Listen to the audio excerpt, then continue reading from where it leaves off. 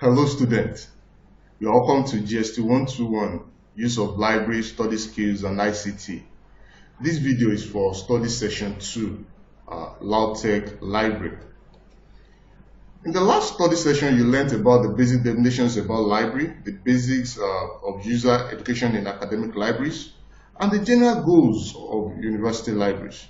Also, you learned about the various areas of coverage for users of library. However, in this study session, you will learn about membership and registration procedures for LAUTECH Library, the rules guiding the use of library, and also user education in automated library system. On completion of this study session, you should be able to discuss membership and registration procedures for LAUTECH Library. You should be able to describe the rules governing LAUTECH Library. You should be able to explain user education in automated library system. And lastly, you should be able to describe what users need to know about automated library system. Library can be defined as a storehouse of information where information is acquired, preserved, stored, and disseminated upon request. In order to expose students or users to some rules and regulations in libraries, LAUTECH Library shall be used as a case study. However, some other libraries may have additional or different rules from LAUTECH Library. Now, the LAUTECH Library. The LAUTECH Library came into existence in July 1990, and since then staff and students of the university have been using its resources. There are several rules and regulations guiding the library to provide maximum use for both staff and students. Let's look at the membership. I will be talking about 5 different points on membership. Number 1, every member of the university, either student or senior staff, is a potential member of the library and uses it for lending and reference after their registration.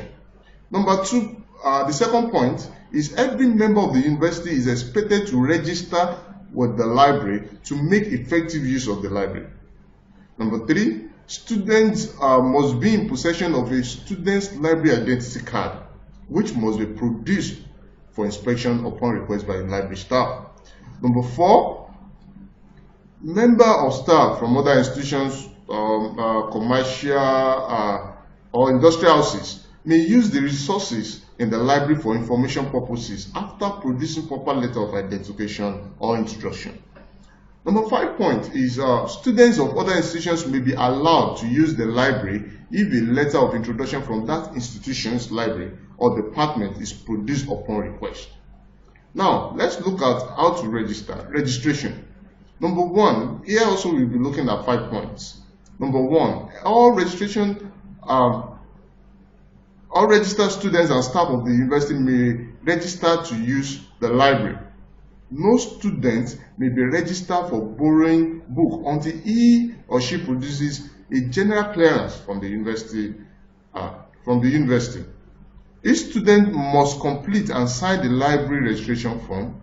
Number 4, 2 borrower tickets are usually issued to students to borrow books.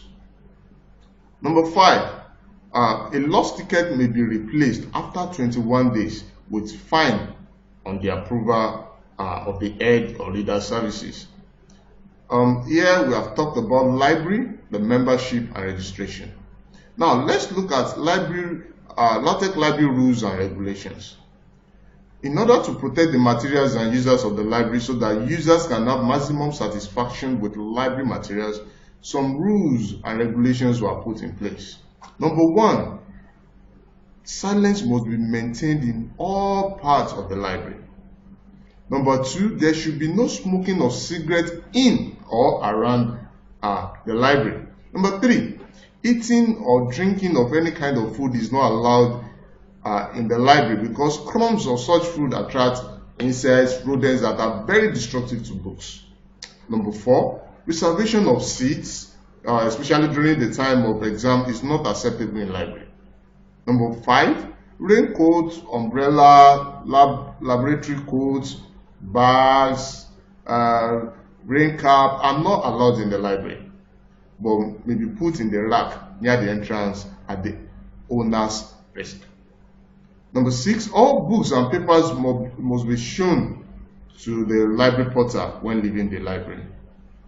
Number 7, students and other users are not allowed to enter the library prior to official opening hours and must leave the library at the stipulated closing time. Use of GSM phone is not allowed in the library. Users are required to switch off their mobile phones or handsets. Now let's look at the disciplines. Here I'll be talking about 5 different points.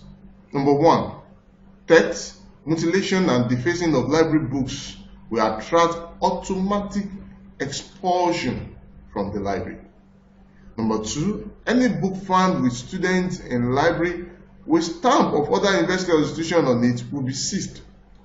Number 3, lost or damaged book must be paid for, and administrative cost will be added to the cost of the damaged book. Number 4, a fine of 20 naira is chargeable for each day a book is kept overdue. Further disciplinary action may be taken against a person who failed to renew or return a book. And number 5 point is any library user caught using a GSM phone in the library will be sanctioned. Now, having gone through LAUTECH library, its rules, regulations, discipline, let's look at user education in automated library system. In automated library system, it is necessary to educate users on how to use information technology to explore the resources of the library. It is a common knowledge that one major force shaping the future includes technological trends and advance at a rapid pace, and always seen to have some impact, be it large, medium-sized, or small. In automated environment, librarians are not to act as such intermediaries because, for example, the online public access catalog, the OPAC, is user-friendly. The systems are designed to be end-user systems, which encourages independence and browsing. OPAC differs significantly from the conventional bibliographic information retrieval systems in a number of ways, and users should be prepared to learn some command languages.